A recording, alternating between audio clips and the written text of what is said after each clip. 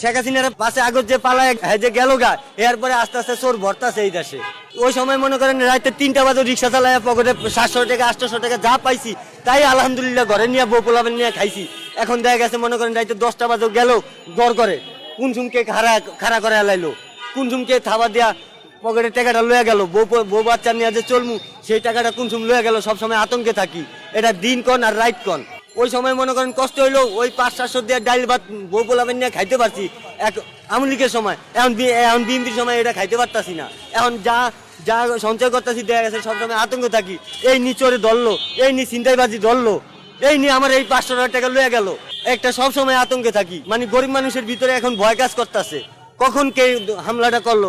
দেখা গেছে আপনার সাথে কি আমি একটা রাব ব্যবহার করতে পারবো? আপনি যদি আমার একটা শর্টকোনা দেন, আপনার পক্ষে সবাই কথা বলবো, কিন্তু আমি যে দিন মজুরি আমার পক্ষে কেউ কথা বলবো না।